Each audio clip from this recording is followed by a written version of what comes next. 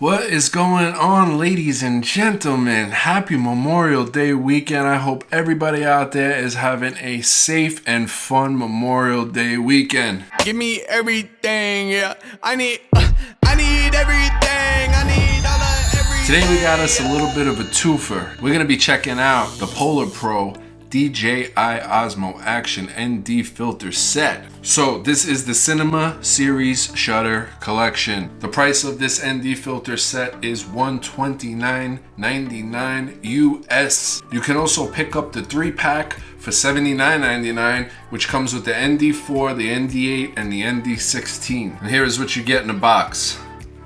So you twist off the initial lens cap that comes with the DJI Osmo Action and you replace it with this magnetic ring, and then these filters just boop, pop right on and boop, pop right off. No screwing around, pun intended. You just pop them on and off as your lighting conditions change, which is wonderful. They didn't send me these filters. I paid for them with my own money. I have no affiliation with Polar Pro. I just really like their products. But Polar Pro, if you want to send some things my way to test out, I'd love to check out that Peter McKinnon ND filter. I hear nothing but good things. Can't find it anywhere. Sold out. On back order everywhere. You want to send me a copy? I'll check them out and I'll spread the good word. What I like about this set is, number one, the build quality is phenomenal. We're talking about an action camera here, and this is top of the line premium build quality. I found 0 cases of color casting even in the ND64. The glass and quality seem absolutely premium. I love the gold design. I'm a gold guy myself. I love gold jewelry and I love gold camera accessories. I love gold.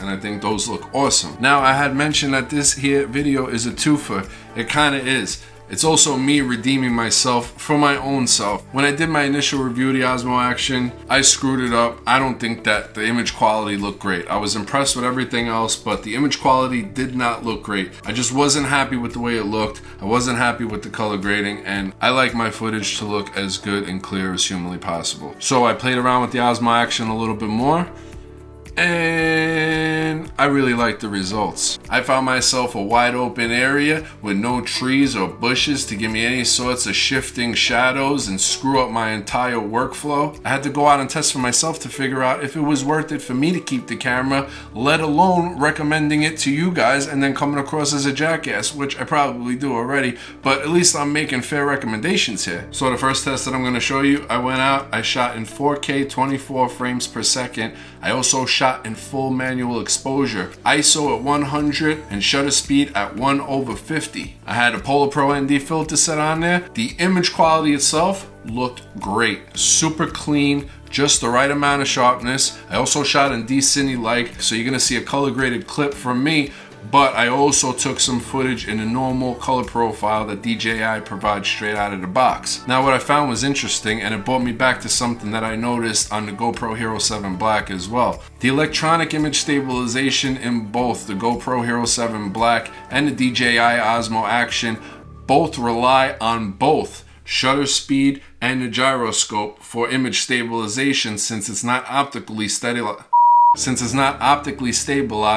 it's electronic image stabilization. They both do a great job. The Action does a little bit better. So when you fix the shutter speed, it throws off the image stabilization a bit. Really, the reason for having a fixed shutter speed in video is so that you get the correct amount of motion blur. But I don't think that on these action cameras at 24 frames per second, 1/50 shutter, you're actually getting the correct motion blur. When you're filming at 24 frames per second with a fixed shutter of 1/50, you are getting a heck of a lot more motion blur than you want to have, and you'll see exactly what I'm talking about. So let's get into that footage quick first, and then we'll come back here and then we'll get into the next one. This is why this is a twofer. Now remember, throughout this whole video, I don't talk much about the Polar Pro ND filter set, but they are being used in every single scene, and they are awesome. All right, so here's day one of the testing. You'll see what I'm talking about.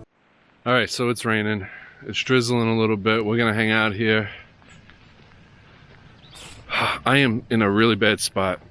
I'm fighting for this great lighting, which I have, and I'm in the middle of a field, and there's a really good chance of getting struck by lightning right here. I actually have a buddy that got struck by lightning. I won't go into it because it's kind of a sensitive subject. A few people got really screwed up. I think some people passed away, and I just saw some lightning. But he survived. He's one of the toughest guys I know. Shout out to you, Ed, if you're watching this. Oh my God. It sounds like it's right above me too, dude. I better get rocking here. Oh man, the thunder is coming. It's about to rain. There's the mailman right behind me. I'm getting text messages. So those were the results of day one, and that was all filmed on a fixed shutter. So now my next plan, after seeing that footage back and seeing the extra motion blur and the not so stable Rocksteady image stabilization, I decided to go out again and basically shoot in 4K, 24 frames per second, D-Cine-like, D-Warp turned on, but instead have auto exposure turned on so that the shutter speed can do its thing and stabilize the video properly. And what I did was set a max ISO of 800, so no matter what, that camera was not going to boost the ISO anything over 800 to keep the image as clean as possible. So let's take a look at that, and you guys can let me know what you think about the image quality. All right, so here is the Osmo Action. We're in 4K, 24 frames per second, D-Cine-like. We're in auto mode, we're not in manual mode. We do have the Polar Pro ND4 filter on, but I set the maximum ISO in auto to 800, which means that we're not gonna get super high and we're not gonna get grainy footage. And we have nothing but open skies and great lighting right now. Look at this. The reason why I'm doing this test again is because in the other clip, I had it on 4K 24 frames per second, but I had full manual. I had the ISO at 100 and I had the shutter speed at 1/50, which is the correct shutter speed when you shoot in 4K 24 frames per second. But at 24 frames per second, I don't know if it's the best choice to have your shutter speed on manual at 1/50. I think it might be better to leave it at auto and then just play with your exposure using the ND filters and set your maximum exposure to maybe 400 to 800. I wouldn't go any higher than 800. Even 800 I'm a little about. All right, so real quick, do you guys notice what I'm talking about there?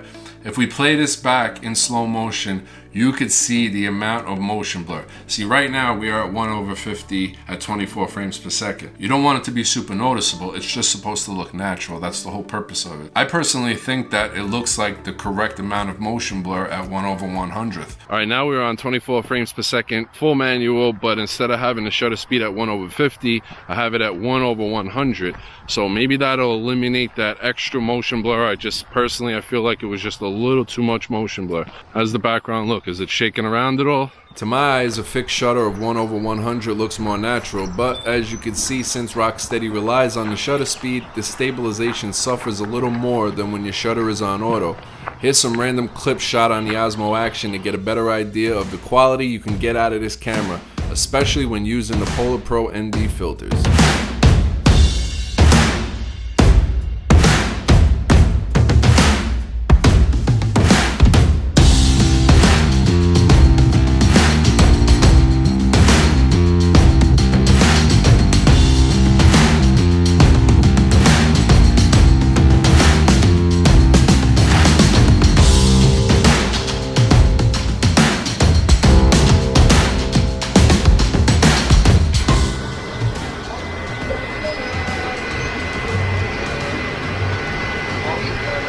Brittany, bitch. So what do you guys think of the image quality there? I personally think that it looks really good for an action camera, especially the sky, like the clouds in the sky. Love it. I also have a lot more Osmo Action videos coming up as well. I have some follow-up news to the bad experience. If you didn't see it, I'll link it right here, right now. For those of you that don't know, the DJI Osmo Action does have some front screen issues happening here. For more on that, check that video out. And I have a little bit of a follow-up and more of just putting all the issues that you guys should know about together in one video. And I had an experience at the DJI store following the screen mishap.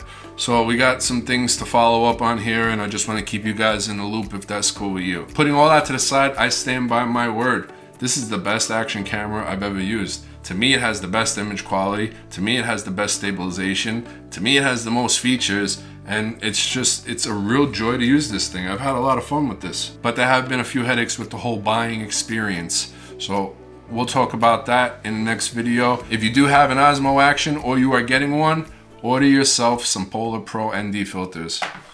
Good stuff. Good day. Salute. Resume is a heavyweight, yeah. Put it on my back, give me everything, yeah. I need everything.